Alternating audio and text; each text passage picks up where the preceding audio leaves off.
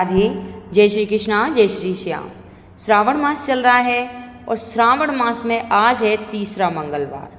आज सुनेंगे मंगला गौरी व्रत कथा और माता पार्वती की संपूर्ण जन्म की कहानी। बोलो माँ पार्वती की जय। मंगला गौरी का व्रत हर साल सावन मास के मंगलवार के दिन रखा जाता है। ऐसे में सावन में आने वाले सभी मंगलवार का विशेष महत्व होता है।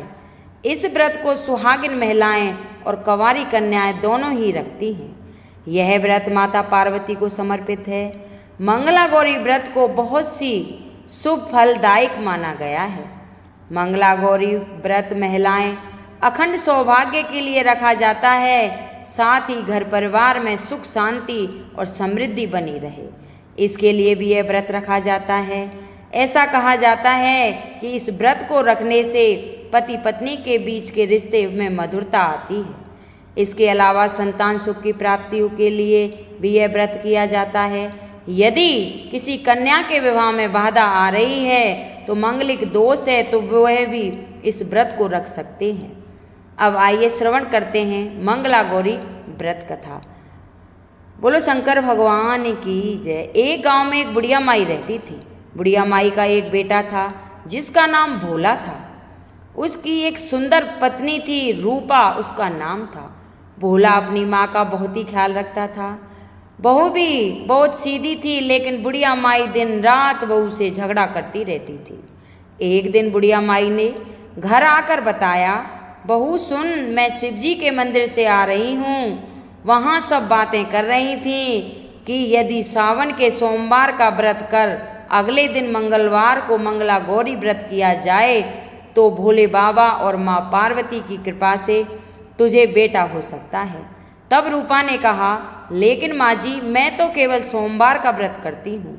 ठीक है, आप कह रही हैं तो इस बार मैं दोनों व्रत करूँगी। बुढ़िया माई केवल उसे परेशान और भूखा रखने के लिए यह सब कह रही थी। उसने आगे कहा, अरे ऐसा व्रत नहीं करना है। दोनों दिन कुएं से 7 घड़े पानी शिवलिंग पर चढ़ाना है। रूपा यह सुनकर परेशान हो गई। उसने कहा, माँ जी, मैंने तो यह सब करते किसी को नहीं देखा। यह सुनकर बुढ़िया माई को क्रोध आ गया। उसने कहा, क्या मैं झूठ बोल रही हूँ? यह केवल संतान प्राप्ति का उपाय है जो तुझे करना ही पड़ेगा। यह सुनकर रूपा चुप हो जाती है। कुछ दिन बाद सावन शुरू हो जाता है। रूपा ने पहले सोमवार को सुबह पूजा पाठ कर व्रत किया और 7 घड़े पानी से कुएं से भरकर लाई और शिवजी पर चढ़ा दिए। कुआं मंदिर से काफ़ी दूर था, इसलिए उसे काफ़ी समय लग गया।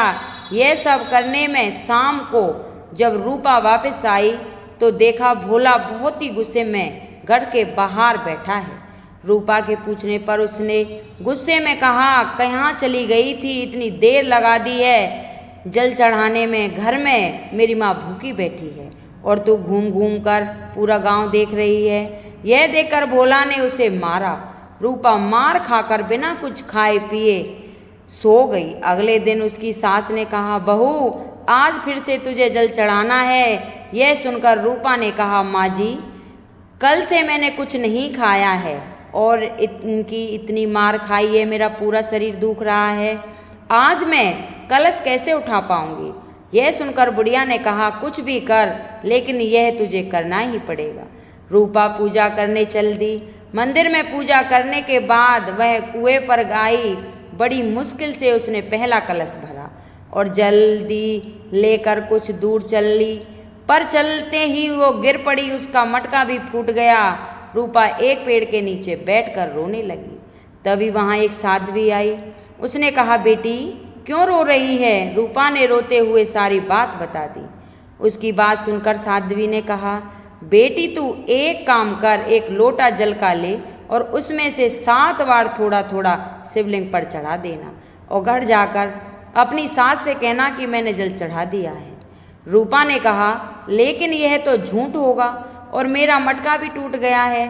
तब साध्वी ने कहा, यह ले लोटा, इसमें जल भर कर चढ़ा दे और इसे घर ले जा, लेकिन छुपा कर रख देना। रूपा ने ऐसा ही किया और दोपहर को वह घर पहुंच गई। बुढ़िया माई ने पूछने पर उसने वही बात बता दी जो साध्वी ने उसे बताया था। शाम को मंगला गौरी की पूजा कर उपवास पूरा किया। इसी तरह 2 मंगलवार मंगला गौरी व्रत पूरे हो गए। लेकिन जब तीसरे व्रत की बारी आई तो बुढ़िया माई चुपचाप रूपा के पीछे चल दी और उसने सब कुछ देख लिया। बुढ़िया माई ने घर आकर अपने बेटे को सब बात बता दी। भोला ने फिर रूपा को मारने के लिए जैसे ही हाथ उठाया, माँ पार्वती प्रकट हो गई और उन्होंने कहा, रुक जा भोला। यह सुनकर भोला रुक गया। बुढ़िया माई माँ पार्वती के पैरों में गिर गई। भोला भी माफ़ी मांगने लगा। माँ पार्वती ने कहा, माफ़ी मांगनी है तो इससे मांग जो तेरे और तेरे माँ के जुल्म सहन कर रही है और अपना पत्नी धर्म निभा रही है। भोला ने रूपा से माफ़ी मांगी। बुढ़िया माई ने कहा, बेटा मुझे माफ़ कर दे, तुझे परेशान करने के चक्कर में मैंने ये सब कहा था। रूपा ने माँ पार्वती से कहा, माँ इस संसार से मेरा मन भर गया है, आप मुझे अपने साथ ले चलो। देवी पर पार्वती जी ने कहा, ठीक है, आज से तू मेरी कृपा से जंगल में एक आश्रम बनाकर भक्ति करेगी, लेकिन इन दोनों को सजा जरूर मिलेगी। रूपा ने कहा, इन दोनों को माफ कर दो, माँ इन्हें माफ कर दीजिए। यह सुनकर माँ पार्वती ने कहा, आज तुम्हारी बहू के कारण तुम्हें जीवन दान मिल रहा है, जाओ इस लोटे को रख लो, तुम्हारे परिवार में कभी अन्न धन की कमी नहीं आएगी। लेकिन मैं अपनी बेटी को साथ ले जा रही हूँ। माँ की कृपा से रूपा ने एक आश्रम बनाया जिसमें बहुत सी स्त्रियाँ जो घर से दुखी थीं आकर भगवान की भक्ति करने लगीं। जय भोलेनाथ, जय पार्वती माँ की। अब आइए श्रवण करते हैं माता सती और देवी पार्वती के जन्म की संपूर्ण कथा, जिसे सुनने मात्र से सभी दुखों का अंत होता है और माता पार्वती का आशीर्वाद प्राप्त होता है। दक्ष प्रजापति की सभी पुत्रियां गुणवती थीं, फिर भी दक्ष के मन में संतोष नहीं था। वे चाहते थे उनके घर में एक ऐसी पुत्री का जन्म हो जो सर्वशक्ति संपन्न हो एवं सर्वजनित हो। अतः दक्ष एक ऐसी ही पुत्री के लिए तप करने के लिए गए। तप करते करते अधिक दिन बीत गए तो भगवती आद्या ने प्रकट होकर कहा, मैं तुम्हारे तप से प्रसन्न हूँ, तुम किस कारण तप कर रहे हो? दक्ष ने तप करने का कारण बताया तो माँ बोली, मैं स्वयं पुत्री रूप में तुम्हारे यहाँ जन्म धारण करूँगी। मेरा नाम होगा सती। मैं सती के रूप में जन्म लेकर अपनी लीलाओं का विस्तार करूँगी। फलतः भगवती आद्या ने सती रूप में दक्ष के यहाँ जन्म लिया। सती दक्ष की सभी पुत्रियों में सबसे अलौकिक थी। सती ने बालक अवस्था में ही कई ऐसे अलौकिक आश्चर्यचकित करने वाली कार्य कर दिखाए थे जिन्हें देखकर स्वयं दक्ष भी विस्मित हो रहा था। जब सती विवाह योग्य हो गई तो दक्ष को उनके लिए वर की चिंता होने लगी। उन्होंने ब्रह्मा जी से इस विषय में परामर्श किया। ब्रह्मा जी ने कहा, सती आद्या की अवतार है। आद्या आदि शक्ति और शिव आदि पुरुष हैं, अतः सती के विवाह के लिए शिव ही योग्य और उचित वर है। दक्ष ने ब्रह्मा जी की बात मानकर सती का विवाह भगवान शिव के साथ कर दिया। सती कैलाश में जाकर भगवान शिव के साथ रहने लगी। भगवान शिव दक्ष के दामाद थे, किंतु किसी वजह से दक्ष के हृदय में भगवान शिव के प्रति बैर और विरोध भाव पैदा हो गया था। एक बार देवलोक में ब्रह्मा ने धर्म के निर्वाह के लिए एक सभा का आयोजन किया। सभी बड़े बड़े देवता सभा में एकत्रित हुए। भगवान शिव भी इस सभा में बैठे थे। सभा मंडप में दक्ष का आगमन हुआ। दक्ष के आगमन पर सभी देवता उठकर खड़े हो गए, पर भगवान शिव खड़े नहीं हुए। उन्होंने दक्ष को प्रणाम नहीं किया। फलतः दक्ष ने अपमान का अनुभव किया। केवल यही नहीं, उनके हृदय में भगवान शिव के प्रति ईर्ष्या की आग जल उठी। वे उनसे बदला लेने के लिए समय समय पर अवसरों की प्रतीक्षा करने लगे। एक बार देवी सती और भगवान शिव कैलाश पर्वत पर बैठे हुए थे, परस्पर वार्तालाप कर रहे थे। उसी समय आकाश मार्ग से कई विमान खन खन की ओर जाते हुए दिखाई पड़े। सती ने उन विमानों को देखकर भगवान शिव से पूछा, प्रभु ये सभी विमान किसके हैं और कहाँ जा रहे हैं? भगवान शंकर ने उत्तर दिया, आपके पिता ने बड़े यज्ञ का आयोजन किया है। समस्त देवता और देवांगनाएं इन विमानों में बैठकर उसी यज्ञ में सम्मिलित होने के लिए जा रही हैं। इस पर सती ने दूसरे प्रश्न में किया, क्या मेरे पिता ने आपको यज्ञ में सम्मिलित होने के लिए नहीं बुलाया? तब भगवान शंकर ने उत्तर दिया, आपके पिता मुझसे बैर रखते हैं, फिर मैं मुझे क्यों बुलाएंगे? देवी सती मन ही मन सोचने लगी, फिर बोली, यज्ञ के इस अवसर पर अवश्य मेरी सभी बहनें आएंगी। उनसे मिले हुए बहुत दिन हो गए हैं। यदि आपकी अनुमति हो तो मैं भी अपने पिता के घर जाना चाहती हूँ। यज्ञ में सम्मिलित हो लूंगी और अपनी बहनों से भी मिलने का अवसर मिल जाएगा। भगवान शिव ने उत्तर दिया, इस समय वहाँ आपका उचित जाना नहीं होगा। आपके पिता मुझसे बैर रखते हैं। हो सकता है वे आपका भी अपमान करें। बिना बुलाए किसी के घर जाना उचित नहीं होता है। इस पर देवी सती ने प्रश्न किया, ऐसा क्यों? भगवान शिव ने उत्तर दिया, विवाहिता लड़की को बिना बुलाए पिता के घर नहीं जाना चाहिए, क्योंकि विवाह हो जाने पर लड़की अपने पिता की हो जाती है, पति की हो जाती है। पिता के घर से उसका संबंध टूट जाता है। लेकिन सती पीहर जाने के लिए हट करती रही, अपनी बात बार बार दोहराती रही। उनकी इच्छा देखकर भगवान शिव ने पीहर जाने की अनुमति दे दी। उनके साथ अपना एक गण भी भगवान शिव ने भेज दिया। उस गण का नाम वीरभद्र था। सती वीरभद्र के साथ अपने पिता के घर गई। घर में सती से किसी ने भी प्रेम पूर्वक वार्तालाप नहीं किया। दक्ष ने उन्हें देखकर कहा, तुम क्या यहाँ मेरे अपमान कराने आई हो?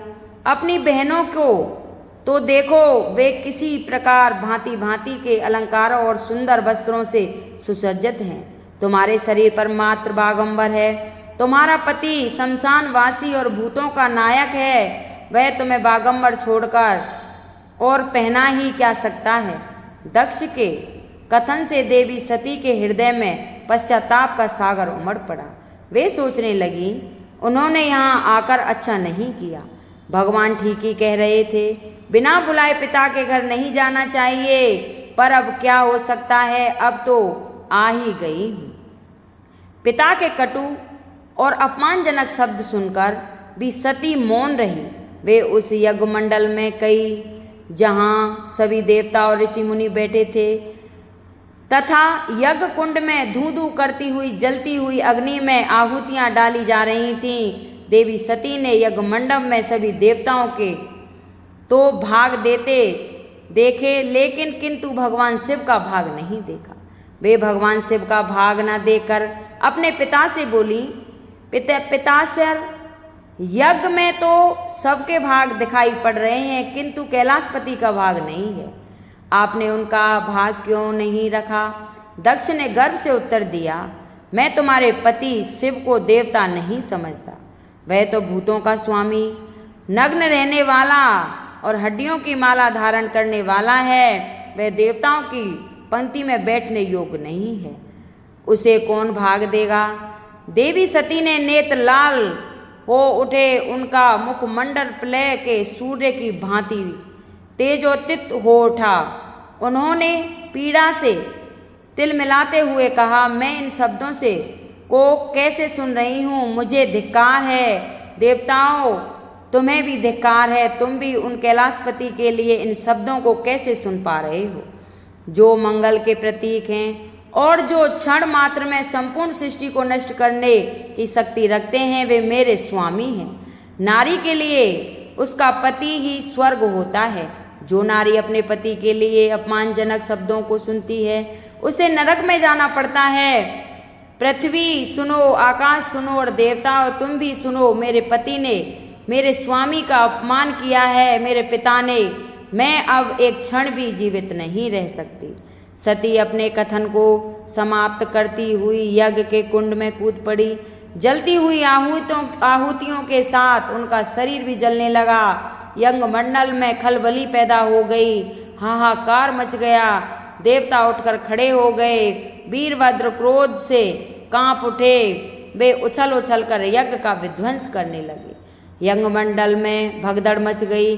देवता और ऋषि मुनि भाग खड़े हुए। वीरभद्र ने देखते देखते दक्ष का मस्तक काट कर फेंक दिया। समाचार भगवान शिव के कानों में भी पड़ा। वे प्रचंड आंधी की भांति कन खन जा पहुंचे। सती के जले हुए शरीर को देखकर भगवान शिव अपने आपे को भूल गए। सती के प्रेम और उनकी भक्ति ने भगवान शंकर के मन को व्याकुल कर दिया। उन शंकर के मन को व्याकुल कर दिया जिन्होंने काम पर भी विजय प्राप्त कर रखी थी और जो सारी सृष्टि को नष्ट करने की क्षमता रखते थे। वे सती के प्रेम में खो गए, बेसुध हो गए। भगवान शिव ने उन्मत्त की भांति सती के जले हुए शरीर को कंधे पर रख लिया। वे सभी दिशाओं में भ्रमण करने लगे। शिव और सती के इस अलौकिक प्रेम को देखकर पृथ्वी रुक गई, हवा रुक गई, जल का प्रभाव ठहर गया और रुक गए देवताओं की सांसें। सृष्टि व्याकुल हो उठी। सृष्टि के प्राणी पुकारने लगे, त्राहि माम। भयानक संकट उपस्थित देखकर सृष्टि के पालन भगवान विष्णु आगे बढ़े। वे भगवान शिव की वे सुधि में अपने चक्र से देवी सती के एक एक अंग को काट काट कर गिराने लगे। धरती पर 51 स्थानों में सती के अंग कट कट कर गिरे। जब सती के सारे अंग कट कर गिर गए तो भगवान शिव पुनः अपने आपे में आ गए। जब वे अपने आपे में आ गए वो पुनः सृष्टि के सारे कार्य चलाने लगे। धरती पर जिन 51 स्थानों में देवी सती के अंग कट कट कर गिरे थे वे ही स्थान आज शक्तिपीठ माने जाते हैं। आज भी उन स्थानों में देवी सती का पूजन होता है, उपासना होती है। धन्य था भगवान शिव और देवी सती का वो प्रेम। शिव और सती के प्रेम ने उन्हें अमर और वंदनीय बना दिया।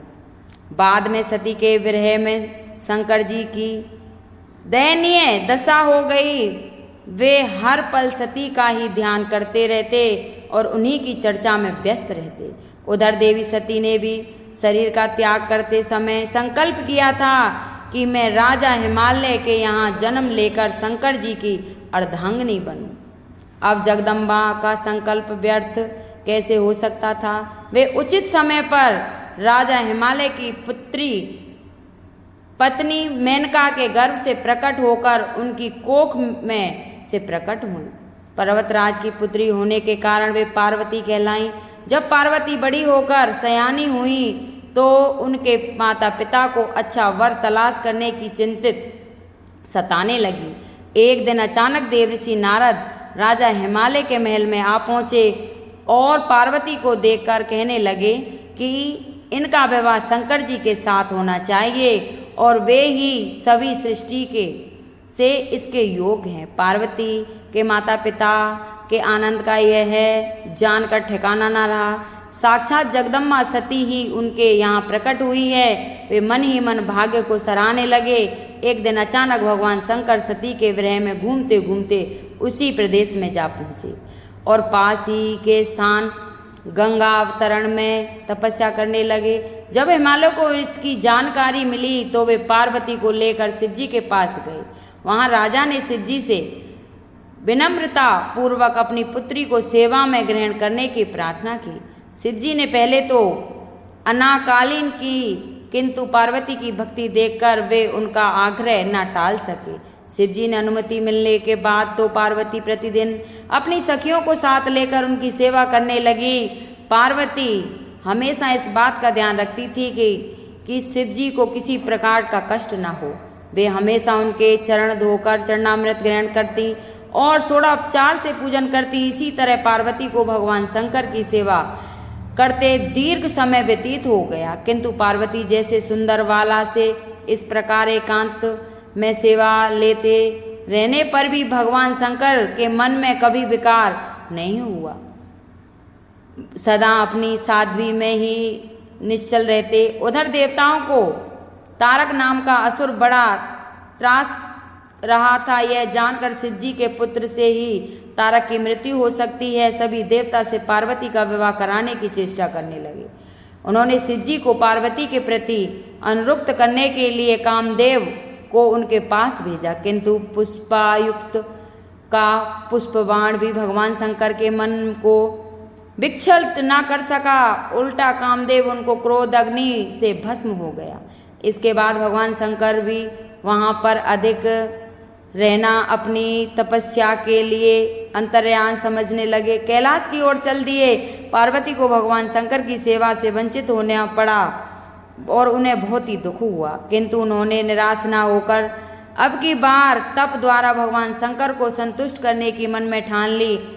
उनकी माता ने उन्हें सुकुमार एवं तप के योग समझकर बहुत मना किया, इसलिए उनका उमा नाम भी प्रसिद्ध हुआ, किंतु पार्वती पर इसका असर न हुआ। अपने संकल्प से वे तनिक भी विचलित नहीं हुई।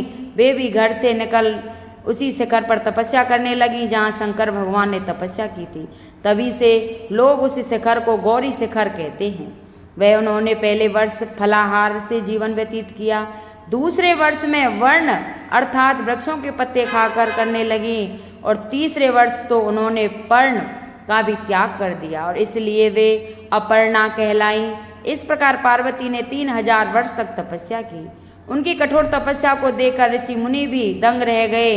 अतः अंत में भगवान आशुतोष का आसन हिला। उन्होंने देवी पार्वती की परीक्षा के लिए पहले सप्तऋषियों को भेजा और पीछे स्वयं बटु वेश धारण कर पार्वती की परीक्षा के निमित्त स्थान प्रस्थान किया। बोलो उमा महादेश्वर की जय, बोलो शंकर भगवान की जय। अगर ये मेरी कथा किसी को अच्छी लगी हो तो लाइक सब्सक्राइब करें, शेयर करें और कमेंट बॉक्स में जय पार्वती माँ की जरूर लिखें। बोलो शंकर भगवान की जय।